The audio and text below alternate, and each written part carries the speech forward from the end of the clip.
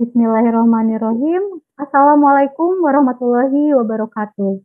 Salam sejahtera untuk kita semua. Om Swastiastu, Namo Buddhaya. Salam kebajikan. Apa kabar para pemirsa Lover All TV dimanapun Anda berada? Semoga kita semua selalu senantiasa dalam lindungan Allah Subhanahu wa Ta'ala, sehat selalu dan tetap setia untuk disiplin dalam menjaga protokol kesehatan ya demi menghentikan penyebaran COVID-19. Alhamdulillah ya, pada hari yang berbahagia ini, kami senang sekali bisa berjumpa kembali menemui Anda semua dalam acara diskusi damai, sebuah ruang berbagi pesan perdamaian. Masya Allah, pada hari ini kita akan membahas satu hal yang sangat menarik dan familiar belakangan ini, yaitu mengenai KDRT atau kekerasan dalam rumah tangga. Tema yang akan kita angkat yaitu mencegah KDRT, apa perannya? Seperti yang sudah kita ketahui bahwa isu kekerasan berbasis gender ini kembali menjadi perbincangan hangat di tengah masyarakat, terutama mengenai isu KDRT. Masalah KDRT ini sangatlah kompleks dan memang jumlah kasusnya itu sangat besar. Tapi karena memang terjadi di dalam rumah tangga, kejahatan ini seringkali akhirnya sulit untuk dipantau dan kemudian terabaikan. Dan yang lebih menyedihkan lagi, ada anggapan bahwa KDRT itu hanyalah urusan internal keluarga dan merupakan aib jika dibicarakan dengan orang luar. Dalam banyak studi pun menyatakan bahwa meningkatnya kasus KDRT di Indonesia ini terjadi karena nilai-nilai patriarki yang menganggap superioritas laki-laki terhadap perempuan. Sayangnya hal ini seringkali dijustifikasi juga dengan rasionalitas agama. Normalisasi superioritas tersebut makin diperparah lagi dengan adanya tindak lanjut hukum yang memang kurang responsif dan pada akhirnya terkesan diskriminatif terhadap korban. Akibatnya, korban seringkali dengan sendirinya menormalisasi tindak kekerasan yang terjadi pada dirinya. Keluarga yang mana seharusnya ini menjadi ruang aman bagi perempuan maupun laki-laki untuk tumbuh dan berkembang, hal ini malah seolah jadi terkesan menjadi suatu ancaman bagi sebagian orang. Untuk itu, pada diskusi damai kali ini, sudah hadir bersama kita dua orang narasumber yang luar biasa dan memang kompeten di bidangnya. Yang pertama adalah Profesor Dr. Musdah Mulia MA. Sebelum itu saya mau izin memperkenalkan Ibu terlebih dahulu. Profesor Dr. Musdah Mulia ini merupakan dosen UIN Jakarta dan dosen luar biasa di berbagai perguruan tinggi. Dikenal luas juga sebagai intelektual perempuan ulama dan sekaligus perempuan aktivis yang bersikap sangat kritis terhadap berbagai pandangan mayoritas yang tidak rasional dan tidak humanis, khususnya dalam isu-isu agama. Beliau pun aktif di berbagai organisasi perempuan dan juga organisasi profesi seperti Akademi Ilmu Pengetahuan Indonesia dan Majelis Perempuan Ulama yang berpusat di New York. Bersama Gus Dur dan Jordan Effendi dan sejumlah pemuka agama lainnya, beliau mendirikan ICRC atau Indonesian Conference on Religion for Peace, sebuah organisasi lintas iman yang memang aktif untuk mempromosikan perdamaian melalui dialog agama, dan sejak tahun 2005 beliau menjadi ketua umum ICRC. Masya Allah, tahun 2015 beliau pun mendirikan Yayasan Mulia Raya, yang mana hal ini konsen untuk di bidang pendidikan masyarakat sipil, khususnya untuk kalangan milenial, terutama dalam penguatan literasi agama, serta literasi kebudayaan dan keindonesiaan. Gagasan muslimah reformis pun diwujudkan untuk mengedukasi perempuan agar memiliki sikap kritis, integritas, spiritualitas, dan kreativitas yang bermanfaat bagi kemanusiaan. Luar biasa ya pemirsa Lover All TV dimanapun Anda berada. Langsung saja kita sapa beliau bersama kita. Sapa lagi. Assalamualaikum Prof. Waalaikumsalam. Apa kabar, sehat? Alhamdulillah, ya. Selalu sehat ya. Alhamdulillah. Iya. Untuk narasumber kita yang kedua, kita juga telah hadir bersama kita yaitu Bapak Maulana Fahrizal. Beliau adalah cendekiawan Muslim yang saat ini sedang bertugas di wilayah Sampit, Kalimantan Tengah. Masya Allah, langsung kita sapa saja beliau bersama kita. Assalamualaikum Bapak Fahrizal. Waalaikumsalam warahmatullahi wabarakatuh. Bagaimana kabarnya Pak? Alhamdulillah, baik. Iya, alhamdulillah. Semoga sehat selalu ya Pak dan tetap semangat Terima kasih juga sudah berkenan hadir pada diskusi damai kita kali ini. Baik, pemirsa Lokal TV dimanapun Anda berada, alhamdulillah kedua narasumber telah hadir bersama kita. Namun sebelum kita mulai sesi deep talk ini, mari kita simak terlebih dahulu tayangan video berikut ini. Ya mungkin kita bisa memandang kekerasan seksual itu mungkin sebagai bentuk pelecehan, di mana itu bisa saja terjadi entah di laki-laki maupun di perempuan. Jadi mungkin sebagai bentuk pencegahan justru kita harus banyak edukasi seperti ini, maupun dengan adanya eksperimen maupun sosial ataupun penelitian-penelitian yang istilahnya itu bisa mengurangi adanya bentuk kekerasan seksual ataupun yang menimpa kita sebagai kaum remaja maupun yang ada di dalam rumah tangga. Seperti itu. Oke, baik. Kalau menurut saya kekerasan itu sebenarnya intinya ada pada konsen atau persetujuan. Jadi kalau ada persetujuan itu udah masuk kekerasan. Nggak harus yang fisik, nggak harus yang kasar-kasar banget, berdarah dan lain-lain. Tapi sesimpel kayak catcalling atau apapun itu sebenarnya udah bisa masuk kekerasan seksual di golongan pelecehan seksual.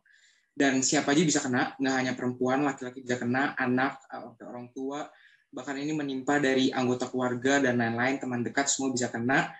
Dan di Indonesia ini masih banyak dan makin banyak, bahkan menurut survei Komnas Perempuan, kalau nggak salah sempat sampai 700% dan sekian meningkatnya sangat tinggi. Dari semua kondisi ini pun diperburuk dengan kurangnya payung hukum, banyaknya aparat penegak hukum yang juga masih belum sadar betapa pentingnya untuk men-tackle isu ini.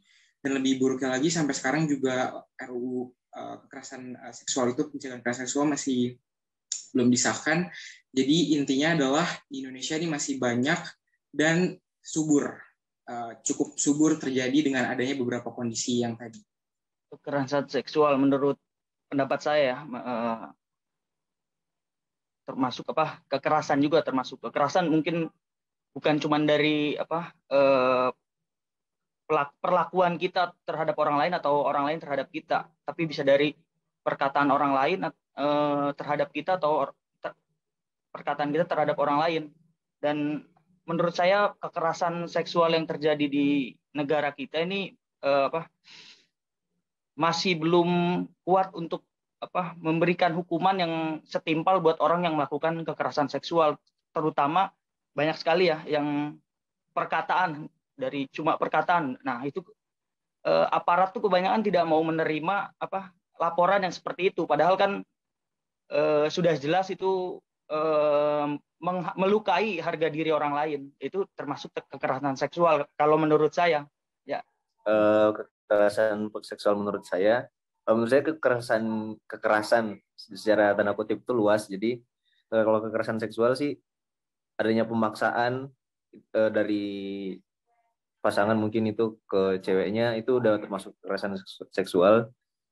Secara verbal maupun secara fisik itu sudah kekerasan seksual. Oke, baik pemirsa, tadi kita sudah sama-sama menyaksikan sebuah tayangan eksperimen tentang pandangan dari pihak laki-laki mengenai kekerasan berbasis gender ini seperti apa gitu.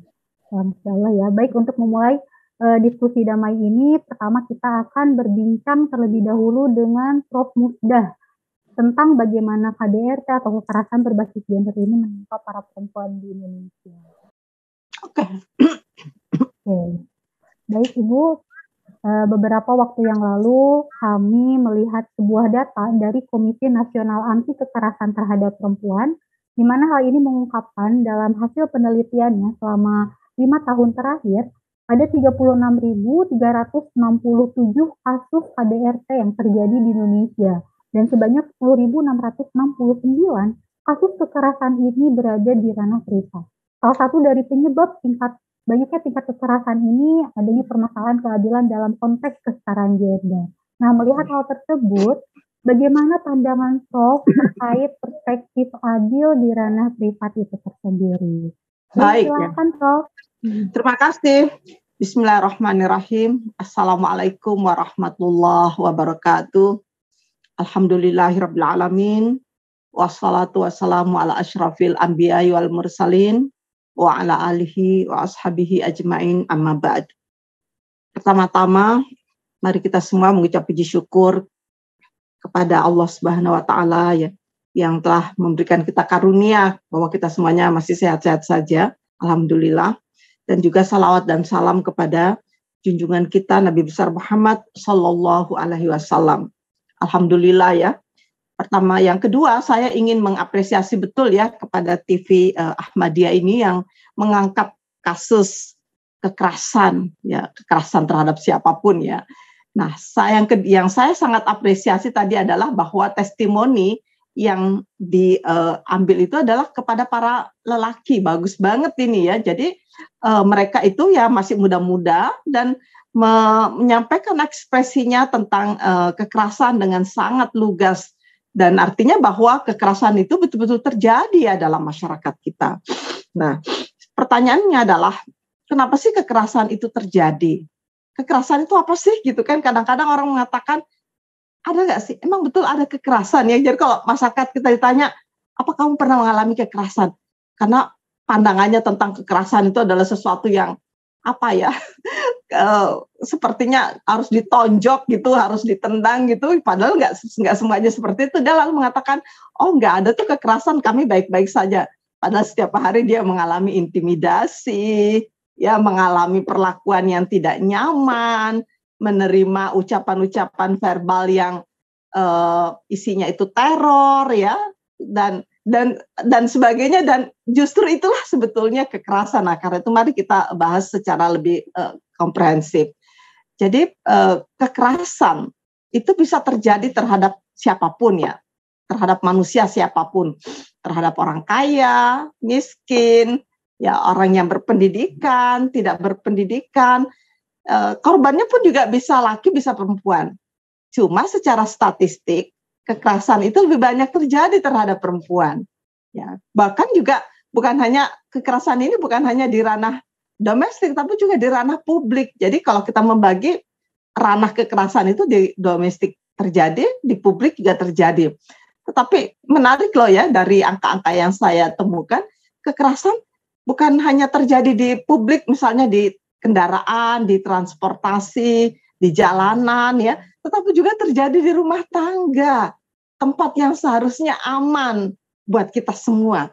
Ya, seharusnya kan rumah tangga itu, keluarga itu kan seperti apa kata Rasul, baiti jannati, bahwa rumahku itu adalah sorgaku. Seharusnya kita berada di rumah itu kan nyaman ya, bahagia, penuh dengan damai, seperti ungkapan Rasulullah Sallallahu Alaihi Wasallam, baiti jannati. Tapi faktanya dalam masyarakat kita nggak seperti itu loh. Nah, jadi kasus-kasus yang disampaikan tadi itu hanyalah data yang sifatnya fenomena gunung es. Jadi yang dilaporkan itu cuma sedikit. Yang terjadi itu pasti jauh lebih besar dari itu. Pertanyaannya kenapa yang dilaporkan itu sedikit? Karena umumnya orang tuh takut melaporkan. Kenapa? Karena ya aparat hukum kita, lihat aja kalau kita melapor kepada mereka. Saya berapa kali ya menghadapi mereka. Tentu sekarang udah gak seperti itu. Dulu 20 tahun yang lalu, ketika saya baru mulai menggeluti kasus ini, ketika kami melapor, dia mengatakan, loh ibu ini mestinya jangan melapor. Masa mengungkapkan aib keluarga sendiri? Berarti ibu bukan orang baik-baik. Malah digituin coba. Jadi kita yang melapor ini dianggap bukan orang baik-baik. Karena dianggap mengumbar aib keluarga, mengumbar nama baik keluarga. Nah, baru sekarang ini kan semua kasus-kasus kekerasan itu terbongkar seperti membongkar kotak Pandora. Wah, saya benar-benar bukannya senang ya, tetapi saya syukur bahwa masyarakat kita akhirnya sadar bahwa kebiadaban ini harus diangkat. Dalam arti apa? Agar kita semuanya sadar bahwa ini adalah sebuah kejahatan terhadap kemanusiaan yang sangat-sangat bertentangan dengan nilai-nilai esensial agama, terutama dalam Islam. Jadi jangan menganggap ya persoalan kekerasan ini cuma masalah kesusilaan. No, ya, ini adalah masalah yang sangat-sangat serius. Ini adalah crime. Ini adalah tindak pidana. Ini adalah sebuah kejahatan kemanusiaan. Ingat itu baik-baik.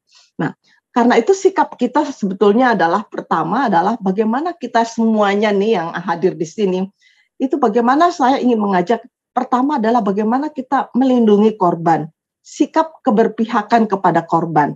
Karena terus terang aja ya, setiap kali ada kasus kekerasan, nah media kita nih juga belum ramah nih terhadap korban. Jadi yang dikuliti ketika ada kasus kekerasan, apakah itu dalam bentuk KDRT, perkosaan, ya, ataukah pemukulan dan sebagainya, atau intimidasi, yang dikuliti itu justru korbannya.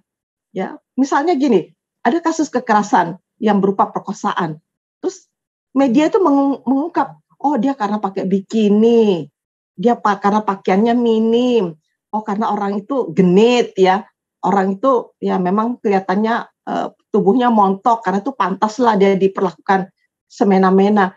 Nah, bias media kita ini juga berbahaya sekali loh. Nah, karena apa? Karena perkosaan itu, pelecehan seksual itu nggak ada hubungannya dengan pakaian. Dalam berbagai kasus yang saya baca, ya, meskipun perempuan itu menggunakan seragam militer, itu tetap diperkosa loh. Jadi nggak ada hubungannya dengan pakaian. Perempuan yang pakai membalut dirinya dengan cadar, perempuan yang pakai mukena, coba mukena kan berlapis-lapis kan, itu tetap aja loh. Karena itu tolong deh ya, perkosaan ataupun kekerasan seksual itu nggak ada hubungannya dengan pakaian perempuan. Itu hubungannya dengan pikiran kotor, pikiran jahat yang ada di kepala laki-laki.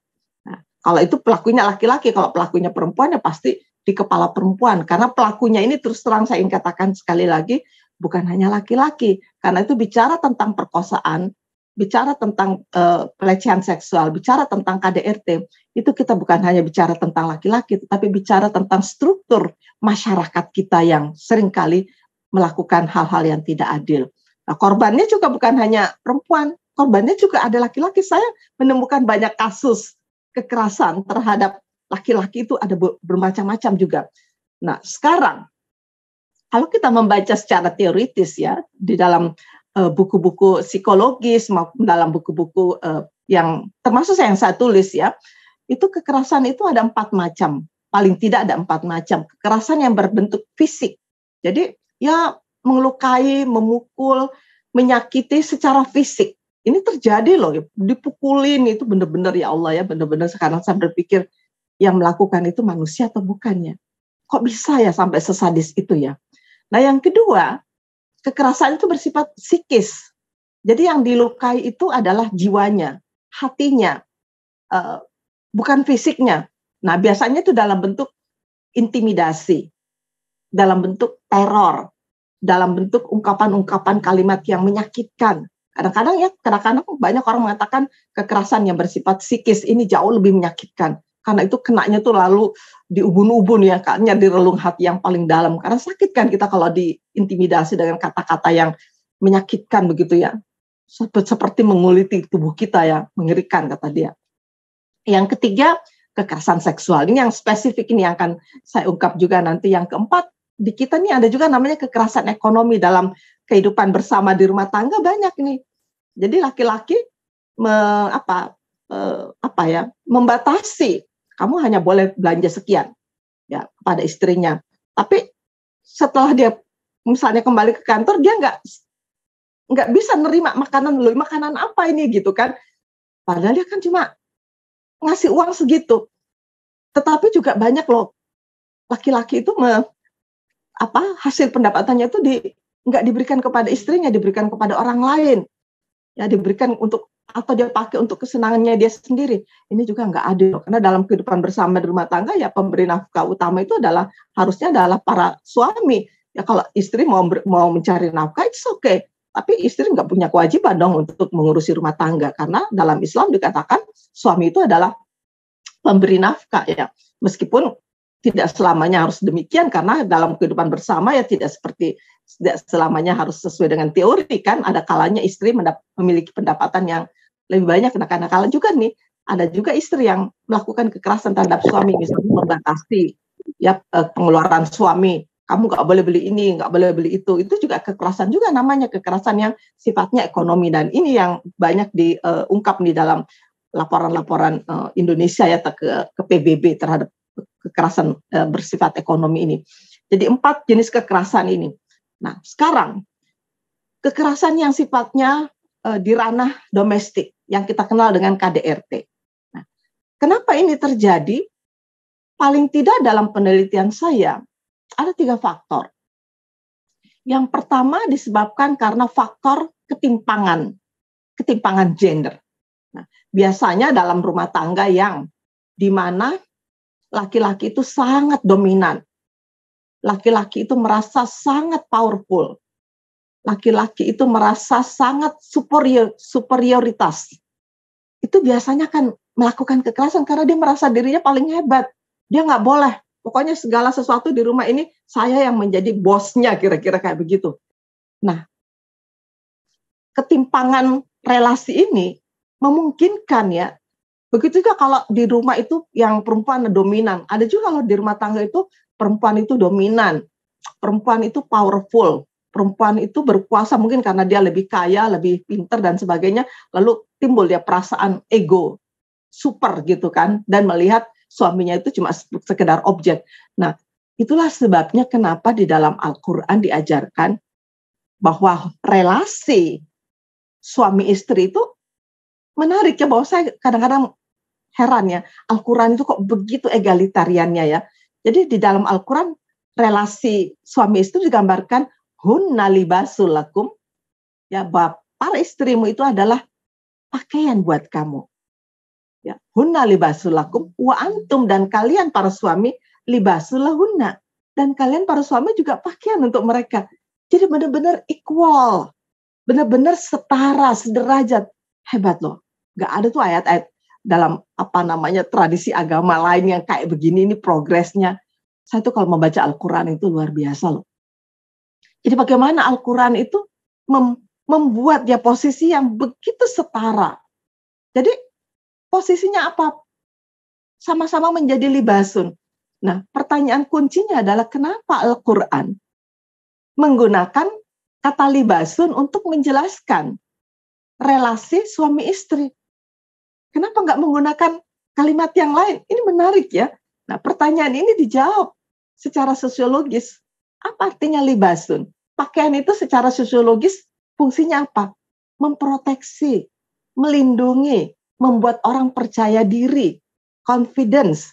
Hebat kan? Jadi seharusnya dalam kehidupan bersama di rumah tangga, suami istri itu saling melindungi.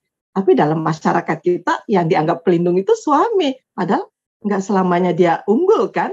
Boleh jadi dia punya masalah juga, kasihan gitu kalau dia selalu diharapkan bersikap bersikap super gitu. Padahal dia juga punya banyak kelemahan kan. Sebagai manusia pasti kita punya kelemahan, juga punya keunggulan. Karena itu mari kita saling melengkapi dalam hidup bersama. Karena itu dalam Al-Quran dikatakan hunna libasul lakum wa antum libasul lahunna. Jadi kalian tuh saling memproteksi, saling melindungi, ya, saling melengkapi, saling membutuhkan, saling menolong satu sama lain. Nah, tetapi ada ayat lain, wa ashiruhunna bil ma'ruf. Coba bayangkan ya, memang ayat ini ditujukan kepada para lelaki karena struktur masyarakat Arab ketika Al-Quran turun itu adalah struktur masyarakat yang patriarki, di mana para lelaki itu sangat dominan dalam keluarga. Nah, karena itu ayat ini memberikan warning kepada para suami. Wa ashiruhunna bil ma'ruf. Perlakukanlah para istrimu itu dengan cara-cara yang ma'ruf. Apa artinya ma'ruf? Dengan cara-cara dengan pergaulan yang penuh dengan sopan santun, dengan cara-cara yang mengedepankan kasih sayang, yang mengedepankan empati kemanusiaan. Karena itu kadang-kadang saya pikir, apa orang nggak membaca ayat Al-Quran seperti ini ya? Yang dibaca nanti yang menimbulkan interpretasi yang keliru itu adalah wadribuhunna itu tadi yang nanti ayat lain lagi kata-kata doraba itu nggak selamanya harus diartikan memukul, karena Al-Quran menggunakan kata doraba itu dengan banyak makna. Saya melakukan penelitian, doraba itu diartikan dalam Al-Quran itu 42 makna loh. Tetapi kenapa ketika membaca ayat itu para mufasir menggunakan kata memukul, sehingga ada semacam pembolehan gitu, semacam justifikasi bahwa boleh lo memukul dalam Islam. Itu kan ada ayatnya.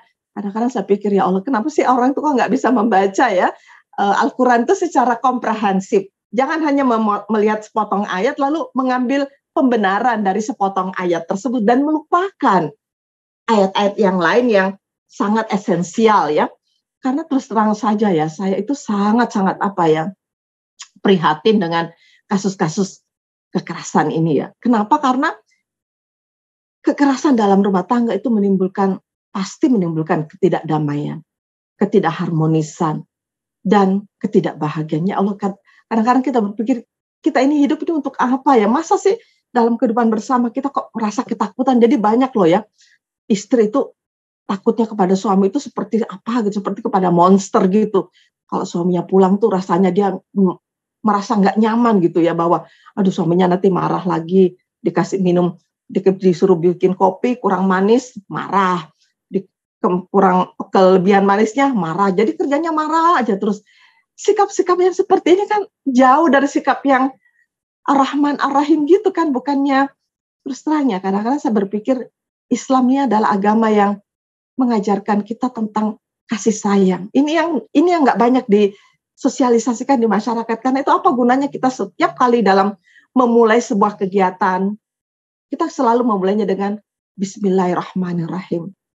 Dengan namamu ya Allah, yang Rahman, Maha Penyayang, Maha Pengasih, Rahim, ya, Maha Penyantun. Ya Allah, kadang-kadang mestinya kan segala sesuatu tuh kita memulainya tuh dengan mengingat sifat Tuhan yang penuh dengan empati, mengajarkan kita tentang empati, tentang kasih sayang, tentang rasa ingin membahagiakan orang lain, begitu kan. Jadi Bismillahirrahmanirrahim, ya Rahman, ya Rahim, itu mestinya sifat itu menginspirasi kita setiap saat, terutama dalam relasi bersama, dalam keluarga.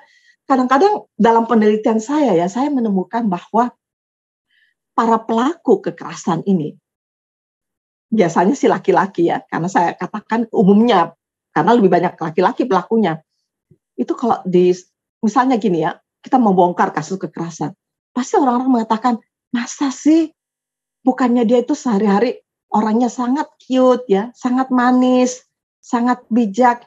Biasanya orang seperti ini berbahaya loh, kelihatannya di luar itu kayak apa ya, begitu bijak, begitu manis, tapi kalau di rumah dia seperti monster kelakuannya. Jadi hati-hati saja ketemu orang-orang seperti ini. Jadi kalau di luar itu penampilannya itu memukau, ya bukan memukau tapi menipu ya. Nah kalau kita mengatakan dia loh melakukan KDRT gitu, banyak orang yang nggak percaya. Saya ingat dulu waktu saya masih menjadi semacam ketua tim pengarus utamaan gender di Kementerian Agama, ya di samping jabatan saya yang lain, itu saya setiap hari menerima pengaduan dari bukan dari orang lain, tapi dari pejabat-pejabat lingkungan Kementerian Agama yang melakukan KDRT. Waduh, saya kalau udah begitu tuh saya harus turun tangan ya. Yang pertama yang saya lakukan adalah memblok gajinya, supaya dia tidak menggunakan uang itu untuk memperkuat powernya gitu. Biasanya kalau udah blok gajinya saya bilang blok, ya saya minta kepada bendahara dan panggil istrinya untuk menerima gaji itu. Dia sudah mulai down dulu nih. Nah yang kedua, saya minta supaya dia dan istrinya datang menghadap saya. Kalau nggak bisa menghadap saya, nanti saya akan hadapkan pada Pak Menteri agar supaya dia diberikan sanksi gitu. Nah seperti ini nggak mudah loh. Saya itu waktu itu saya benar-benar dikeroyokin ya, tapi saya berani kan menghadapi. Kalau nggak begitu kan mereka tetap melakukan kekerasan. Dia mengatakan, loh boleh kan saya memukul. Pernah loh saya ketemu dengan seorang pemimpin agama. Setiap hari dia memukul istrinya. Dan setiap kali dia memukul istrinya, dia memulai dengan bismillah gitu. Lalu saya tanya, kenapa Pak? Setiap Anda memukul istri itu pakai bismillah? Iya, karena ini kan perintah Tuhan. Supaya saya mendidik dia menjadi wanita soleha. Nah, pandangan-pandangan seperti inilah yang menurut saya nih, menyesatkan. Karena itu ada 3 hal. Kenapa KDRT ini subur dalam masyarakat kita? Yang pertama tadi budaya, ada budaya patriarkal yang melanggengkan relasi yang tidak setara dalam hubungan suami istri. Jadi ada posisi yang sangat dominan, ya apakah itu suami atau istri. Nah ini berbahaya. Yang kedua, sikap aparat hukum kita yang tidak memihak. Ya, sampai sekarang belum ada kan undang-undang yang kita perjuangkan itu undang-undang penghapusan atau tindak pidana kekerasan seksual, pada ketakutan kan. Nah, yang ketiga, nah ini dia nih interpretasi interpretasi itu kan tafsiran. Tafsiran itu buatan manusia loh ya, bukan buatan Tuhan. Jadi karena itu mari kita kembali kepada Al-Quran yang luar biasa mengajarkan kita tentang pentingnya kasih sayang, pentingnya memperlakukan sesama manusia itu dengan penuh empati. Apalagi itu kan suami itu kan belahan jiwa, istri itu belahan jiwa. Masa sih jadi kalau saya kok bisa ya orang itu biasanya berlaku baik kepada orang lain, tapi dengan pasangannya itu kok tidak bisa berlaku baik. Kadang-kadang saya suka bingung juga. Heran ya, padahal mereka kan hidup bersama gitu. Bagaimana kita caranya ya menjadikan kehidupan bersama dalam keluarga itu penuh dengan hal-hal yang membahagiakan gitu. Karena hidup kita juga kan nggak lama kan. Karena itu bagaimana kita menjalani kehidupan bersama di dunia ini dengan penuh kasih sayang, penuh kedamaian, penuh kebahagiaan, sehingga kita bisa fokus untuk beribadah dengan dengan hati yang tenang gitu. Dan saya kira ini penting sekali buat kita semua. Karena itu saya berpikir bahwa ya fenomena gunung es ini harus dibongkar ya. Dan saya sangat-sangat berterima kasih kepada Menteri Pendidikan yang baru, ini anak muda nih, tapi berani sekali ya dia mengatakan ada 3 dosa pendidikan kita.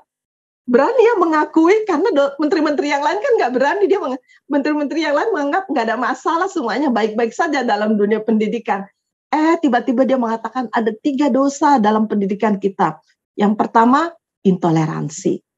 Yang kedua, bullying, ya, sikap memperlakukan orang lain. Itu kan terjadi nih, yang memperlakukan orang lain semena-mena kan. Yang ketiga, kekerasan seksual. Waduh, itu langsung heboh ya, seluruh perguruan tinggi saya berkeliling Indonesia nih ya, membongkar nih kasus-kasus kekerasan seksual. Waduh, benar-benar saya melihat awal-awalnya nih kalau saya datang semuanya tuh mengatakan iya semuanya baik-baik saja, karena biasanya apa, kekerasan seksual di perguruan tinggi itu nggak sulit untuk dibongkar. Kenapa? Karena biasanya para dosen juga nih saling menjaga korpsnya, jadi menjaga nama baik perguruan tinggi gitu kan. Padahal seharusnya mereka sadar bahwa kalau ada kekerasan seksual di perguruan tinggi dan itu dibekukan atau disembunyikan, itu bukannya membangun nama baik, tetapi itu mencoreng nama baik. Karena nama baik kampus, nama baik perguruan tinggi itu hanya terwujud manakala kampus itu bersih dari berbagai macam kasus kekerasan seksual. Nah, saya kadang-kadang suka tertawa ya, karena kalau saya sudah bicara, saya berikan sugesti atau kalau dikatakan provokasi boleh juga nih kepada mahasiswa. Ayo dong, kalian ungkapkan apa ada di antara kalian yang mengalami.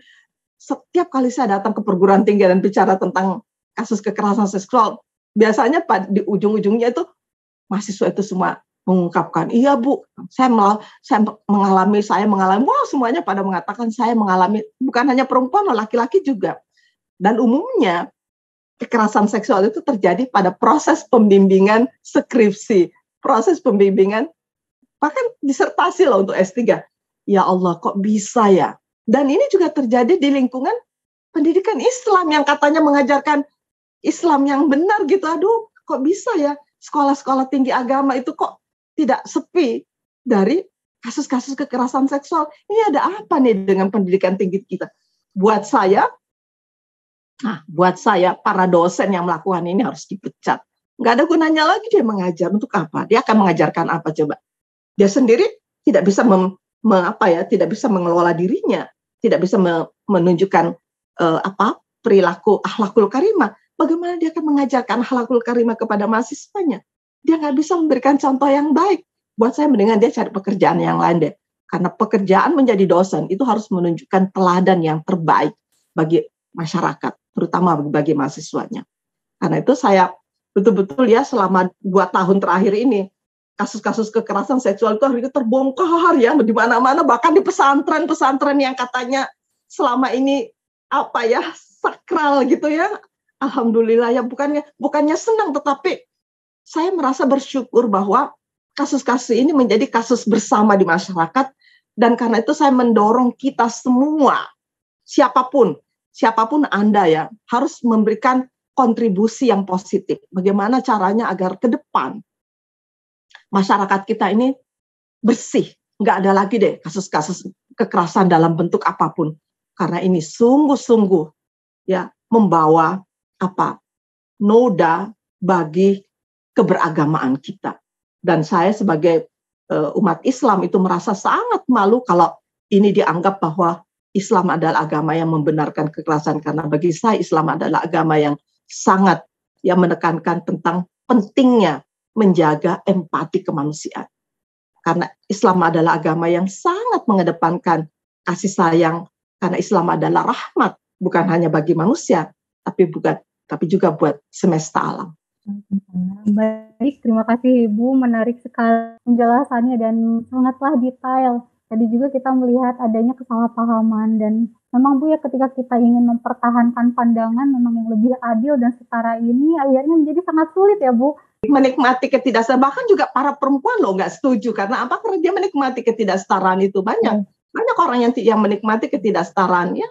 Buat mereka ya, saya sudah nyaman dengan seperti ini ya, karena buat mereka nggak ada masalah ya. Dia menikmati ketidaksetaraan, dia bahkan memperlakukan orang lain tidak setara, dan dia sangat menikmati. Karena itu nggak gampang loh, kita akan menghadapi banyak sekali resistensi. Tapi bagi saya ya tetap aja kita harus berjihad ya, membangun Islam yang rahmatan lil alamin. Oke, baik Ibu, terima kasih. Menggarisbawahi tadi kata kekerasan ya Bu, tadi sudah disinggung, diartikan seringkali ya diartikan hanya secara fisik. Nah sebenarnya bagaimana sih Bu seseorang ini seharusnya menempatkan sebuah tindakan ini sebagai kekerasan yang memang harus dilawan? Jadi silakan. Terus. Ya, mestinya setiap kita harus punya semacam sensitivitas. Oh, saya kok diperlakukan seperti ini? Dimanapun Anda berada, apakah di rumah, di kantor, jangan salah ya, di jalanan. Saya kalau di jalanan terus tiba-tiba ada orang siul-siul, terus ada apa gitu ya, jangan mengatakan kan cuma siul-siul. No, itu mengganggu ya privasi saya sebagai seorang perempuan. Saya langsung menoleh. Siapa tuh? Kalian kurang ajar ya gitu. Jadi kita bukan berarti kita ini apa ya sok tahu atau apa, nggak bisa. Kita harus mengajarkan, mengedukasi sesama kita untuk saling menghormati. Ya, siapapun kita. Ya karena itu mari kita menyadari. Ini loh hebatnya dalam Islam. Itu dikatakan ya, Islam itu selalu menjelaskan bahwa manusia itu adalah makhluk termulia yang diciptakan Tuhan. Ya, manusia itu Islam itu menjelaskan tentang karamatul insan, bahwa manusia itu diciptakan dengan dignity, dengan harkat dan martabat. Karena itu nggak boleh ada perlakuan yang semena-mena terhadap sesama, siapapun dia. Ini loh penting sekali kita, karena itu kalau kita berhadapan dengan seseorang, siapapun dia, nggak boleh kita melecehkan, nggak boleh kita memandang enteng, menghinakan, nggak boleh, karena dia itu makhluk Tuhan loh. Jadi kalau dalam kajian tasawuf ya, itu kan tajalli Tuhan ya. Jadi kalau kamu melecehkan makhluknya, berarti kamu melecehkan penciptanya dong. Karena itu hati-hati ya. Bagaimana sikap kita pada sesama itu harus selalu kita pasang sikap menghargai, menghormati, sikap yang mengapresiasi keberadaan orang lain, siapapun dia.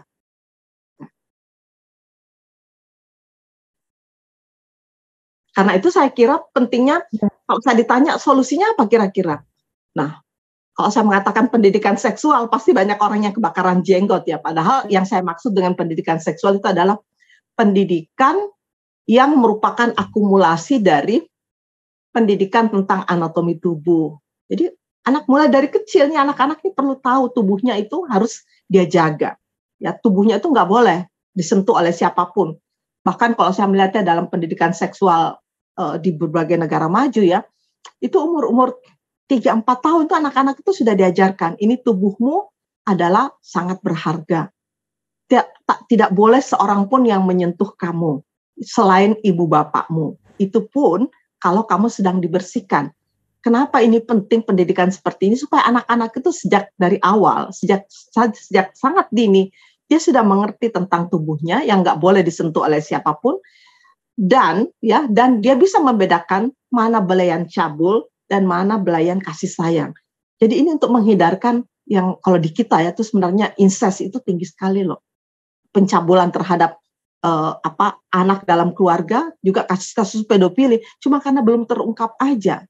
Ya, di masyarakat kita kan anak laki-laki atau anak perempuan itu kan bisa dicium-cium oleh siapapun ya. Kadang-kadang saya pikirnya masalahnya itu nggak boleh loh, nggak boleh. Hanya boleh oleh keluarga dekatnya saja.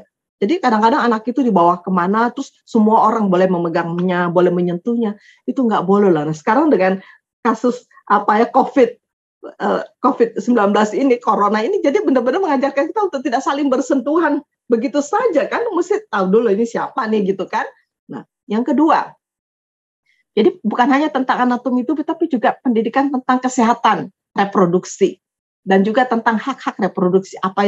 Bagaimana kesehatan reproduksi itu harus dijaga ya. Jadi bagaimana laki dan perempuan itu mengerti tentang tentang organ-organ reproduksinya. Ini menarik kalau dalam Al-Quran itu ya dikatakan dalam surah An-Nur ya kullil mu'minin ya guddu ya min absarihim wa yahfazu furujahum. Coba bayangkan. Jadi katakanlah kepada laki-laki beriman, mestinya dia menjaga pandangan matanya. Dan juga dia menjaga organ-organ seksualnya. Bukan laki-laki dulu, setelah itu baru wa kullil mu'minat yaghdudna min absarihinna wa yahfazna furujahunna. Nah, panjangnya ayatnya nanti. Jadi dua-duanya nih kita, para perempuan, para lelaki harus sama-sama mampu menjaga pandangan mata. Jadi jangan jelalatan.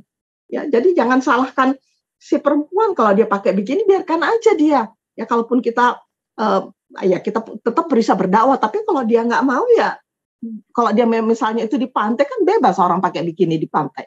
Ya, saya ke pantai-pantai di Dubai itu mereka pakai bikini. Buat saya biarkan saya, tapi yang harus kita kendalikan adalah pikiran kita supaya kita nggak punya pikiran jahat terhadap mereka.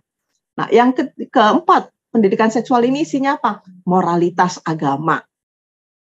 Nah, yang lain lagi apa? Di situ adalah pendidikan apa? Pendidikan untuk bagaimana kita mampu ya mengontrol organ-organ seksual kita. Jadi pendidikan seksual itu sebenarnya harus diajarkan sejak awal ya kepada anak-anak kita. Tapi sayangnya di Indonesia begitu kita menyebut pendidikan seksual, wah langsung pikirannya itu udah ngeres aja gitu ya, yang nggak enak, yang negatif gitu. Jadi susah gitu ya. Kalau menurut saya nggak ada cara lain.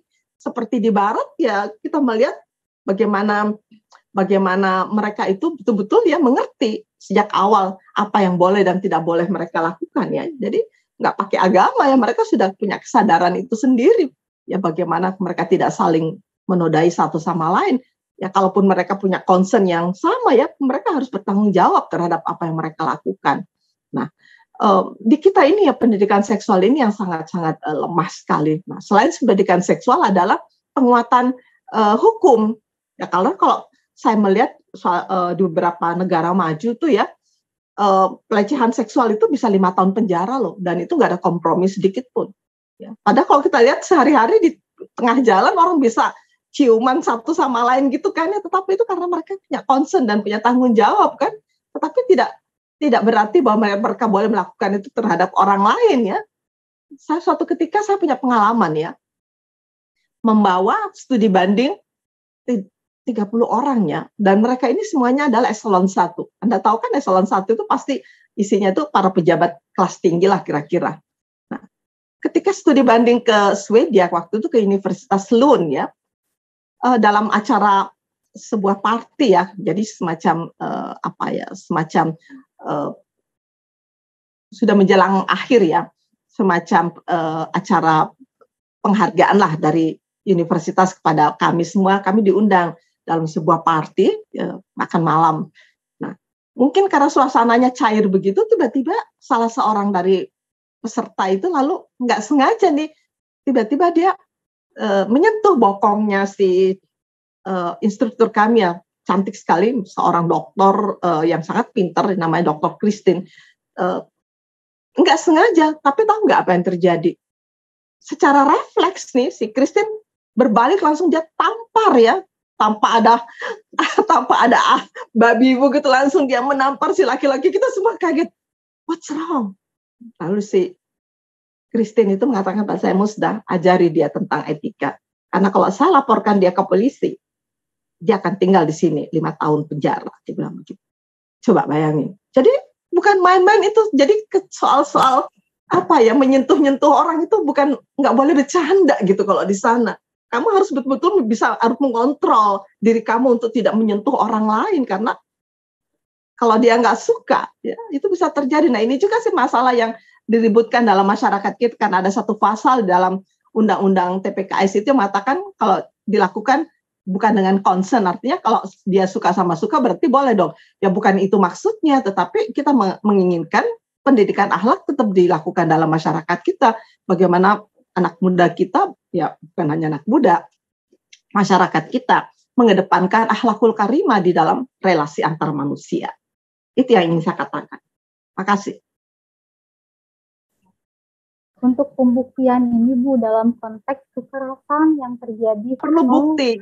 Jadi cukup laporan, cukup pengakuan, itu sudah bukti gitu. Itu bedanya dengan kasus-kasus kejahatan lainnya.